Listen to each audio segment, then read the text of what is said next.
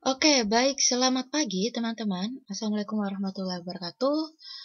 Hari ini kita akan melaksanakan perkuliahan pengantar ilmu hukum 3 SKS yang ada di pertemuan ke-15 ya, sebelum kita nanti menuju ke kuis lisan 2 di awal tahun 2021. Oke, hari ini kita akan membahas tentang pembidangan hukum. Nah, jadi kalau kemarin teman-teman belajar sistem hukum, yang sekarang kita belajar pembidangan hukum. Ya, jadi di samping hukum itu dapat dipandang sebagai satu kesatuan yang utuh, hukum itu juga bisa dibidangkan atau diklasifikasikan. Nah, pembidangan hukum ini biasanya dilakukan berdasarkan berbagai sudut pandang. Nah, di sini teman-teman bisa melihat ya, di sini ada 1, 2, 3, 4, 5, ada 5 sudut pandang.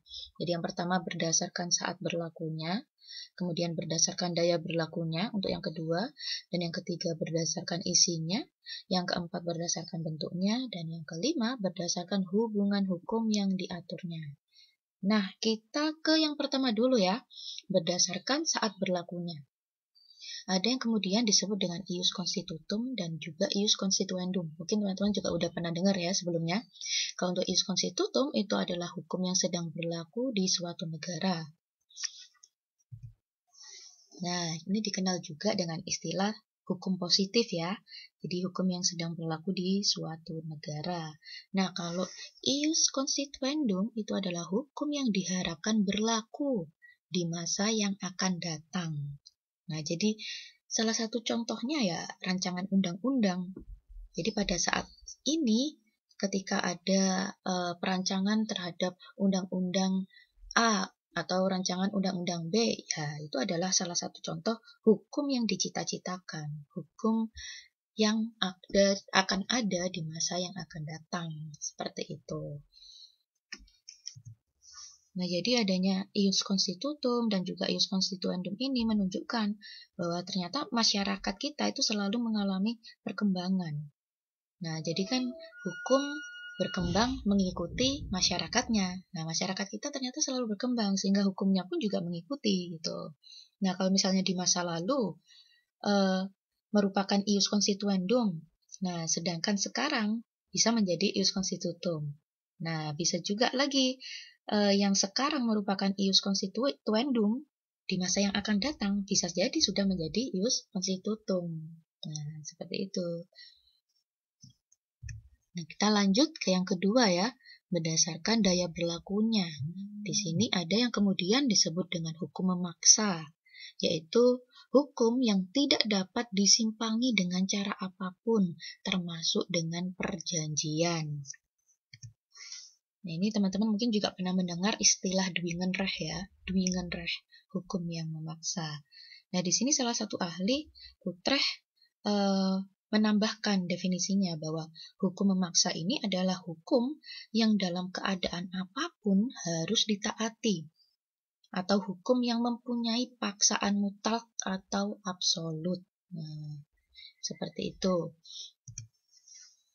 Nah, sedangkan kalau untuk hukum yang mengatur, atau teman-teman bisa sebut Anvulenrecht, nah, itu adalah hukum yang dapat disimpangi, biasanya dengan perjanjian.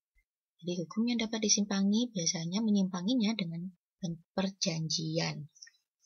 Nah, tapi di kalangan para ahli ya teman-teman ya, salah satunya ini disebutkan adalah Apeldoorn. Jadi menurut Van Apeldoorn itu tidak menyetujui adanya penggunaan istilah hukum memaksa dan juga hukum mengatur.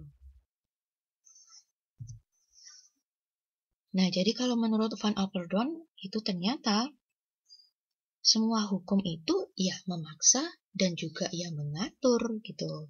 Nah, persoalan sesungguhnya terletak dapat atau tidak dapatnya hukum itu disampingi. Nah, hukum memaksa itu mengikat tanpa syarat. Suka atau tidak suka, ya pihak-pihak yang menjadi subjek hukum itu ya harus mentaati. Nah, sifatnya memaksa. Nah, hukum mengatur menutup, sedangkan kalau hukum mengatur ya, kalau tadi kan saya sebutkan yang menurut Van Apeldoorn ini yang disebut dengan hukum memaksa itu kan mengikat tanpa syarat. Suka atau tidak suka ya semua pihak harus mentaati gitu loh.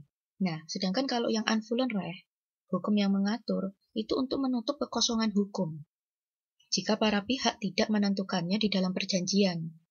Nah, oleh karena hal ini, beberapa pihak menamakan hukum mengatur sebagai hukum pelengkap. Nah, di sini, ini salah satu pendapat dari seorang ahli, yaitu Van Apeldoorn. Ya, jadi karena ya tidak menyetujui adanya penggunaan istilah hukum memaksa dan hukum mengatur, karena menurut beliau, ya hukum itu ya memaksa, tapi ya juga mengatur, gitu. Ya, kita kembali lagi dalam keilmuan hukum ya perbedaan pendapat, perbedaan pandangan dari para ahli itu sudah biasa. Asalkan memiliki dasar yang kuat, itu pun tidak jadi masalah. Nah, sekarang saya contohkan ya yang disebut dengan hukum memaksa yang seperti apa dan hukum yang mengatur seperti apa. Nah, misalnya ada salah satu ketentuan dalam suatu peraturan itu mengatur pengusaha dan juga tenaga kerja itu wajib ikut serta dalam suatu program jaminan sosial tenaga kerja. Nah, ini mungkin salah satu bentuk perlindungan terhadap tenaga kerja ya, sehingga ada aturan seperti itu. Nah, jadi untuk memberikan perlindungan kepada tenaga kerja, segala perjanjian yang meniadakan kewajiban tersebut ya adalah batal gitu. Jadi walaupun ternyata pengusaha sama tenaga kerjanya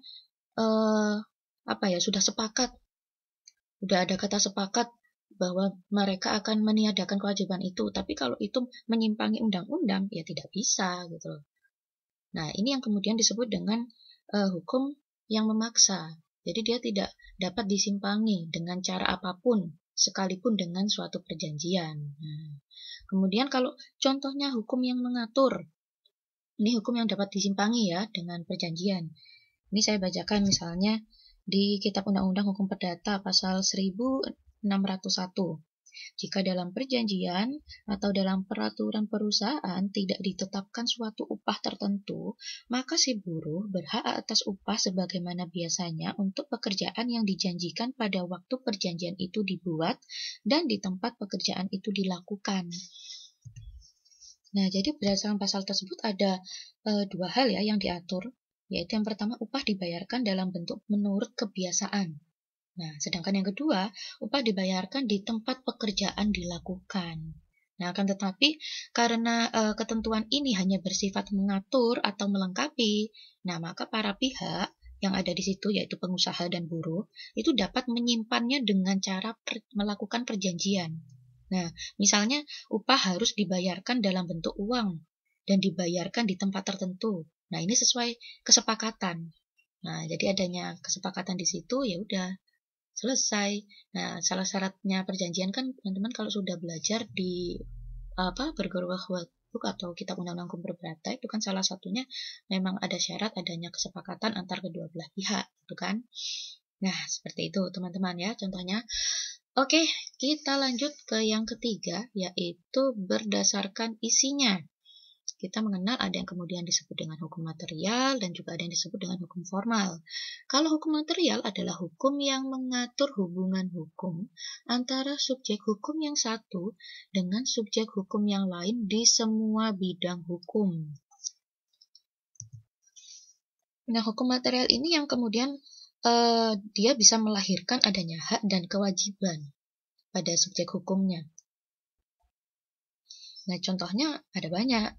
Ya, misalnya hukum material di bidang hukum perdata, kemudian ada juga yang di bidang hukum pidana, di bidang hukum tata usaha negara, dan lain-lain ya. Kemudian kita juga bisa mengenal yang namanya hukum formal. Kalau hukum formal ini adalah hukum yang mengatur cara atau prosedur melaksanakan dan mempertahankan hukum material. Nah, jadi fungsinya hukum formal ini adalah untuk menegakkan hukum materialnya. Nah, ini salah satu contohnya adalah hukum acara pidana, hukum acara perdata, hukum acara tata usaha negara. Nah, itu kan prosedur-prosedur bagaimana sih untuk menegakkan hukum materialnya gitu. Hukum materialnya mengatur hak dan kewajiban antar subjek hukumnya. Nah, sedangkan kalau hukum formalnya itu tata caranya menegakkannya seperti apa. Nah, sehingga kalau misalnya teman-teman di hukum material mengenal istilah hukum perdata, hukum pidana, ya kalau di hukum formal teman-teman bisa mengenal adanya hukum acara pidana, hukum acara perdata, seperti itu. Nanti akan teman-teman pelajari lebih lanjut hukum acara pidana, perdata itu di semester 2. Kalau yang acara pidana dan juga acara perdata itu seingat saya di semester 4 ya. Gitu. Oke, kita lanjut ke sudut pandang yang berikutnya adalah berdasarkan bentuknya. Di sini ada yang kemudian disebut dengan hukum tertulis dan juga hukum tidak tertulis. Kalau hukum tertulis adalah hukum yang dibuat oleh lembaga yang berwenang yang mengikat secara umum. Nah, jadi yang dimaksud dengan hukum tertulis ini itu ya perundang-undangan dan juga traktat atau perjanjian antar negara, baik bilateral maupun multilateral. Nah, karena dia dibuat oleh lembaga yang berwenang dan mengikat secara umum. Nah, lebih lanjut, ada 2 syarat yang harus terpenuhi agar hukum itu dapat dikatakan sebagai hukum tertulis. Ini yang perlu teman-teman catat ya ini. Karena ini salah satu yang saya highlight juga buat teman-teman nanti mengerjakan question and answer di forum ya, di e-learning forum itu nanti saya sediakan question and answer, ada 2 pertanyaan, silakan dijawab. Ini yang perlu teman-teman catat dan teman-teman highlight di sini adalah ada 2 syarat yang harus terpenuhi agar hukum dapat dikatakan sebagai hukum tertulis. Yaitu yang pertama, dibuat oleh lembaga yang berwenang. Ya, dibuat oleh lembaga yang berwenang. Itu yang pertama. Kemudian yang kedua, berlaku secara umum. Berlaku secara umum. Kepencet. Bentar. Berlaku secara umum. Sebentar. Oke, balik lagi. Ya, jadi ini yang perlu di-highlight adalah dibuat oleh lembaga yang berwenang. Dan yang kedua, berlaku secara umum. Nah, ini sampai saya ulang-ulang karena ini adalah kunci dari teman-teman nanti mengerjakan question and answer forumnya ya. Ada 2 pertanyaan nanti. Oke. Lanjut kita ke hukum yang tidak tertulis. Hukum yang berasal dari kebiasaan, yaitu sesuatu yang dilakukan berulang-ulang, yang ada di dalam masyarakat. Nah, salah satu contohnya ya hukum kebiasaan. Kalau kemarin teman-teman belajar yang namanya sumber hukum formal ya, salah satu contohnya kan ada yang namanya kebiasaan. Nah, bagaimana kemudian kebiasaan bisa menjadi hukum kebiasaan? Nah, di situ kan teman-teman sudah belajar itu ya. Nah, salah satu contohnya untuk hukum tidak tertulis ini ya salah satunya hukum kebiasaan itu. Seperti itu.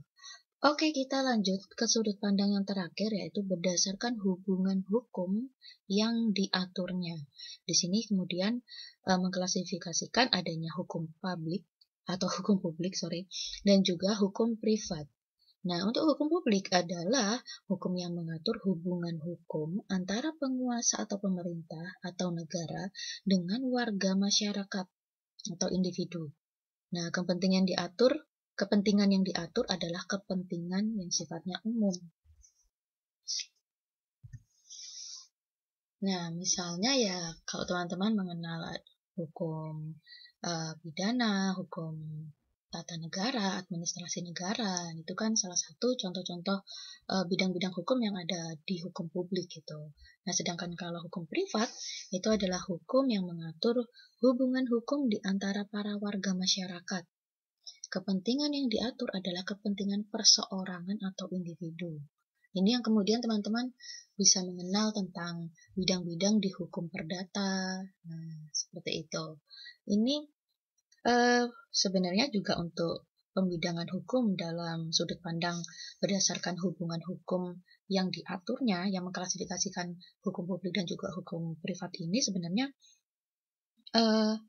lumayan ada beberapa ahli yang kemudian menentang hal ini gitu.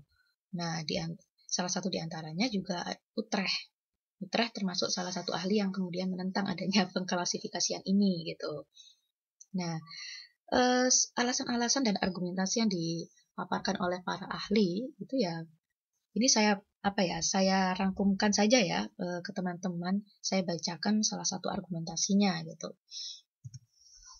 Nah, salah satu argumentasinya adalah para ahli yang kemudian mencontohkan misalnya gini, dalam hukum jual beli lah, yang biasanya dikenal dia di rumpun bidang perdata ya.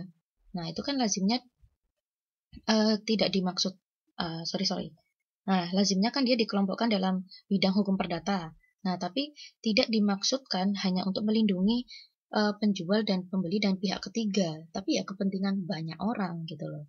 Nah, ada juga yang kemudian dalam bidang hukum perdata kita mengenal terkait dengan perkawinan misalnya. Itu kan tidak hanya kemudian undang-undang tentang perkawinan itu nggak hanya melindungi seorang suami dan juga istri saja, tapi kan juga untuk melindungi kepentingan banyak orang gitu loh. Jadi sebenarnya dia juga untuk kepentingan umum gitu. Nah, sehingga akhirnya ini salah satu argumen yang kemudian diungkapkan tidak perlu adanya pengklasifikasian dalam bentuk adanya hukum publik dan juga hukum privat. Nah, para ahli mengungkapkan demikian. Ya, walaupun pada bukunya Profesor Abdurrahman Budiono ini kemudian juga ditegaskan bahwa ternyata manfaat pembedaan hukum publik dan juga hukum privat ini itu sudah tidak diragukan lagi gitu loh. Nah, jadi adanya pembidangan hukum-hukum publik dan juga privat ini telah mempercepat perkembangan bidang-bidang hukum itu sendiri sebenarnya.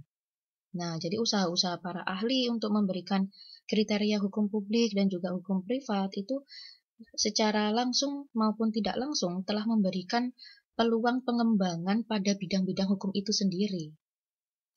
Nah, jadi salah satu contohnya yang ini kemudian dicontohkan sama Profesor Abdurrahman Budiono adalah metode penemuan hukum analogi yang tidak dapat diterapkan di lapangan hukum pidana sebab akan berhadapan dengan suatu asas, yaitu asas legalitas. Nah, ini nanti akan kita bahas lebih lanjut di mata kuliah hukum pidana.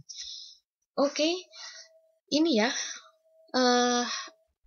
salah satu materi yang dia ada berbagai pertentangan dari para ahli, tapi pertentangan seperti itu juga tidak menjadi masalah dalam dunia hukum ya, karena selama itu memiliki landasan dan argumentasi yang kuat ya kenapa enggak gitu, kita masih bisa mempertahankan dan seperti itu udah biasa. Oke, jadi di berbagai referensi pun kalau teman-teman belajar di referensi ini, referensi itu, mungkin ada para ahli yang berbeda pendapat itu sudah sering kita temukan dalam referensi-referensi hukum gitu. Jadi anggap ini sebagai kasanah dan pengembangan wawasan ilmu pengetahuan kita dalam belajar hukum agar gak monoton itu aja. Jadi kita bisa melihat sisi ini seperti ini, sisi itu seperti itu, kayak gitu. Oke, teman-teman, terima kasih atas atensinya dalam perkuliahan hari ini. Semoga membawa keberkahan dan kebermanfaatan. Oke, referensi mata kuliah hari ini diambil dari bukunya Profesor Abdurrahman Budiono, salah satu guru besar Universitas Brawijaya Malang. Oke, terima kasih. Selamat belajar teman-teman. Saya tutup. Wassalamualaikum warahmatullahi wabarakatuh. Good luck.